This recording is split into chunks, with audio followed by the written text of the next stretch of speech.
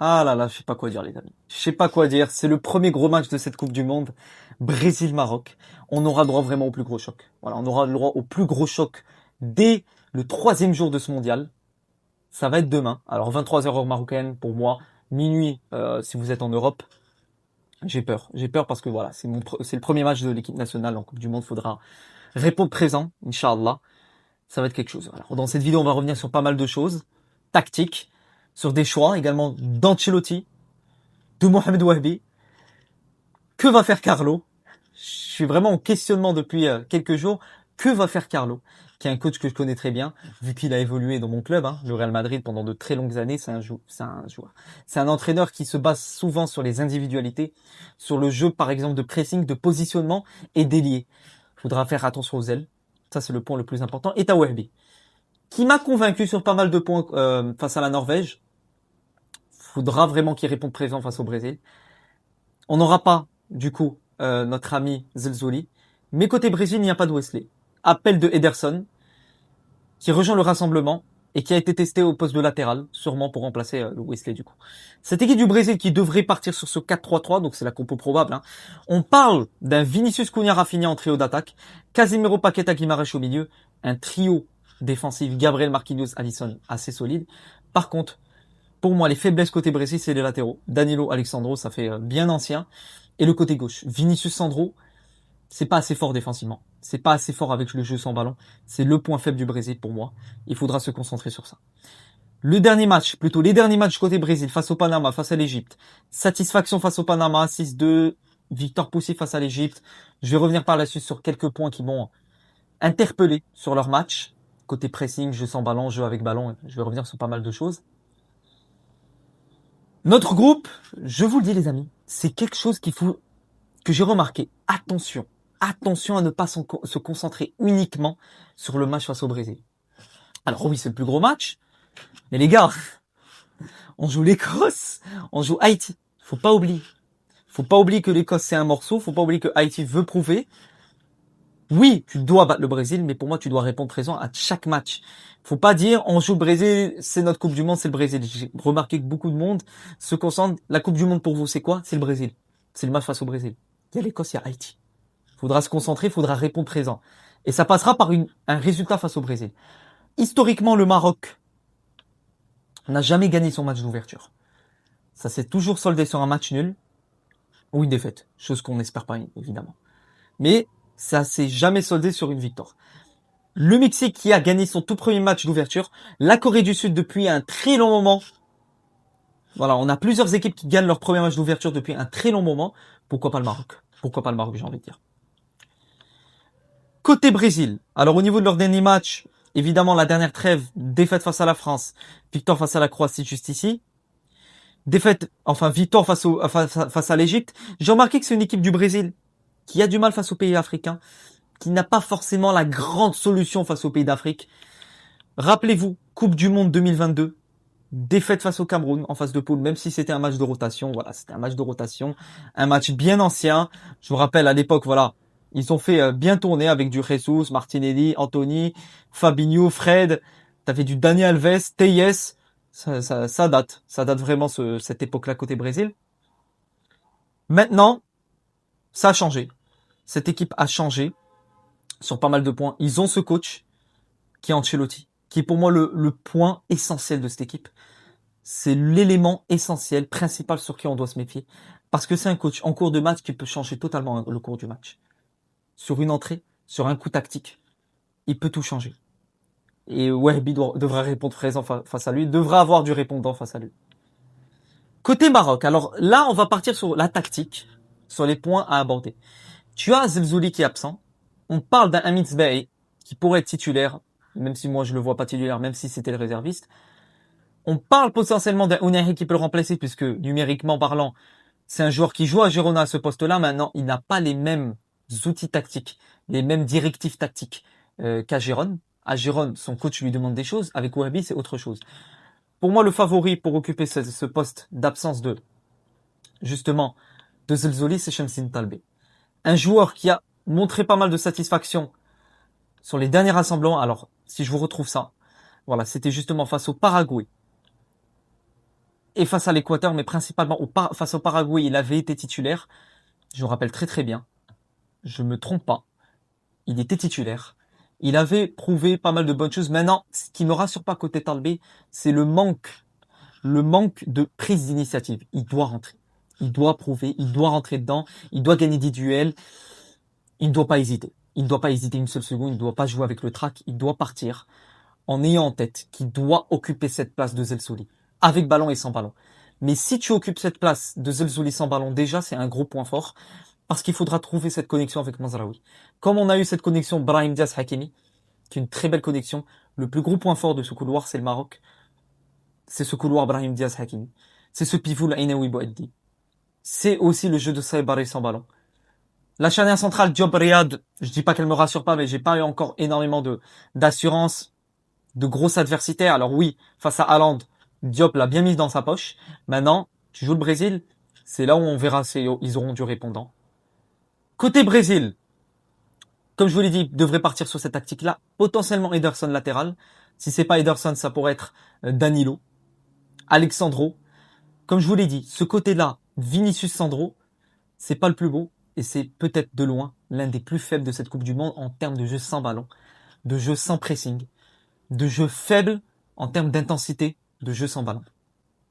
Vinicius, ça fait pas des efforts. Sandro, je ne suis pas certain qu'il a le coffre physique pour effectuer une multitude d'efforts.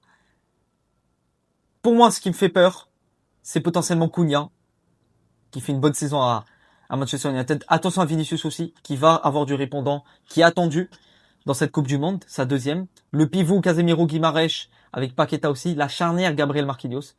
C'est pas facile. Ils ont des individualités. Maintenant, pour moi, on devra s'appuyer sur ce côté gauche brésilien. Vinicius Sandro, surtout en phase avec ballon. Faudra leur faire très mal et leur entrer dans dès le début. Alors, j'ai envie de revenir également face à la Norvège. J'ai eu pas mal de satisfaction. J'ai vu pas mal de choses assez complètes côté Maroc. Du jeu sans ballon, du jeu d'alignement, du jeu de positionnement. C'était assez beau à voir. Mais le jeu de positionnement m'a intéressé, m'a intrigué. Parce que je voyais un Maroc sur ses gardes, qui savait se positionner, qui savait fermer les espaces quand il le fallait, ce qui poussait l'adversaire à jouer des jeux longs, aériens, ce qui est assez compliqué à gérer. Le jeu pressing est assez bon. Le contre-pressing également est bon. Il faut toujours avoir un jeu après le pressing qui est très bon. Le jeu sans ballon, c'est bien, mais qu'est-ce que tu vas voir? Qu'est-ce que tu vas appliquer en termes de production de jeu après ton jeu sans ballon? Qu'est-ce que tu vas faire après avoir récupéré le ballon? Et ce Maroc-là, ça m'a intéressé. Ça m'a beaucoup plu. La récupération, juste après, qu'est-ce qu'ils font? Du jeu de projection vers l'avant, pas d'un seul ou deux joueurs, mais plusieurs joueurs. On voit sur une ligne bien alignée, 4 joueurs qui sont en projection, avec même les deux milieux pour apporter des solutions. Le jeu de combinaison également, on a du jeu en triangle, on a du jeu de proposition avec Ounahi et Bouaddi qui se proposent pas mal de fois pour proposer justement une solution de passe. Zelzouli, ça me fait mal son absence. Parce qu'il a le jeu sans ballon, il a le jeu également de déstabilisation. Je ne suis pas sûr qu'un Talbi, qu'un Sbahi, qu'un Ounahi pourront proposer le même jeu en termes de jeu avec ballon. Également les appels, il faut miser sur ça. Hakimi, l'appel également de Saibari pour libérer des espaces qui pousse justement le joueur de la Norvège à avoir cette hésitation, à avoir un choix à faire entre l'appel de Hakimi et entre la possible frappe de Diaz. Attention également un point, je suis revenu sur pas mal de choses sur ma dernière vidéo côté Maroc où j'ai dit pourquoi le Maroc a des chances dans cette Coupe du Monde. Mais attention à ce point-là qui est le jeu d'alignement entre les lignes. Principalement le positionnement d'un Ounahi qui n'est pas facilement lié avec ses ailiers, avec Bouaddi, avec Abdé. J'avais pas vu un Ounahi qui savait se positionner, qui savait couper les ballons de l'équipe adverse et souvent c'était par lui où ça passait les passes. Et tu avais l'équipe adverse qui savait facilement couper les lignes de par le Ounahi. Le jeu de projection, comme je vous l'ai dit, tout est bon. Le jeu de précision technique. Côté Brésil, ce qui m'a interpellé, c'est le jeu de pressing rapide, mais il te laisse pas la chance de réfléchir. Faudra avoir du bon jeu avec ballon, mais surtout savoir répondre au pressing du Brésil, avoir une ressortie de pressing intéressante. Et pour moi, les ressorties de balles du Maroc vont être importantes. Comment tu vas ressortir du pressing? Pour moi, c'est la clé. Et la clé, c'est Bouaddi et Ainaoui. C'est le double pivot du Maroc. C'est comment tu vas ressortir du pressing pour aller vers l'avant. Parce que tu as des flèches devant. Hakimi, Brahim Diaz, tu auras du Talbi, tu auras du Saibari. Ça va être important pour le jeu vers l'avant. Le Brésil, récupération rapide, ça va directement, des récupérations et ensuite des joueurs qui sont déjà au poste, prêts pour justement être devant la surface. Et il y a Hendrick. Hendrick qui m'effraie sur un point, c'est son positionnement de vrai numéro 9, sa finesse, sa capacité de finition effrayante. Hendrick peut être le joueur qui peut faire le plus mal. Pour moi, bien plus qu'un Vinicius, bien plus qu'un Rafinha, c'est Hendrick, qui est en forme, qui a joué à Lyon ces 6 derniers mois, qui a répondu présent à Lyon. Son jeu de positionnement, en tant que vrai neuf, sa capacité de finition, il peut faire mal, et il faudra le contenir. Pour mon pronostic, alors évidemment, je ne parie pas, et je vous conseille pas de tomber dans ça, vous deviendrez jamais riche avec les paris, juste je vous montre les cotes, comme ça je vous montre un petit peu les avis des bookmakers, mais moi je ne parie pas, évidemment. Le Maroc n'est pas favori du tout. Le Maroc est coté à 5,30. Pour moi, c'est assez honteux de mettre le Maroc à 5,30, sachant que c'est pas le meilleur Brésil, c'est pas le plus grand Brésil. Certes, c'est le Brésil, mais c'est pas le plus grand. Le Brésil largement favori pour gagner 1,60. C'est bizarre. Moi, je partirais sur une victoire, plutôt un match nul. Cette statistique du Maroc qui n'a jamais gagné son match d'ouverture, elle m'interpelle. Et je reste soudé sur ça. On ne gagnera pas ce match, mais le Brésil non plus. Au niveau du résultat exact, je partirai sur un 1 partout. 1 partout entre le Maroc et le Brésil. Et au niveau des buteurs, je partirai sur Brahim Diaz buteur côté Maroc et côté Brésil, Rafinha. Voilà, c'est mes pronostics. Si je dois revenir sur une chose, évidemment, prenez du plaisir les amis. Prenez du plaisir. C'est le premier gros match de cette Coupe du Monde. Ça va être un pur régal en tant que Marocain de voir ce match. J'ai hâte, franchement j'ai hâte de voir comment on va jouer, de voir comment on va répondre présent face au Brésil. On doit répondre présent. Ne serait-ce que de ramener un point. Alors je suis confiant pour la victoire, mais moi je me suis basé sur mon pronostic, c'est basé justement sur le fait qu'on n'a jamais gagné notre match d'ouverture. Il y a une première atout. Pourquoi pas gagner? C'est pour ça que pour moi, si on gagne, on gagnera 2-1 face au Brésil. Mais bon, je vois un partout. Et si on fait un partout, derrière c'est assez positif pour aller chercher des résultats face à l'Écosse, face à Haïti. Malheureusement, si on fait un match nul, ça voudra dire que la première place se jouera au goal average. Et ça, il faudra faire attention. Parce que si le Maroc finit deuxième du groupe, le 16e de finale, on le jouera au Mexique. On le jouera pas aux États-Unis, on le jouera au Mexique. Et ça, c'est un point à prendre en compte. Voilà les amis, c'est ce que je voulais dire. Prenez soin de vous. À voir ce que va proposer Carlo. À voir ce que va proposer Wahbi. Bonne chance à Wahbi. Bonne chance à l'équipe nationale. J'ai confiance en eux. J'ai confiance en cette équipe qui a une capacité de production, qui a une capacité de jeu sans ballon, de jeu avec ballon, de jeunesse également, de solidité, de maturité. Et pour moi, ils répondront présent, Inch'Allah. Prenez soin de vous les amis. Encore une fois. Dima Mghreb, ça ne bougera pas. Et à bientôt pour de nouvelles aventures. Ciao les gars.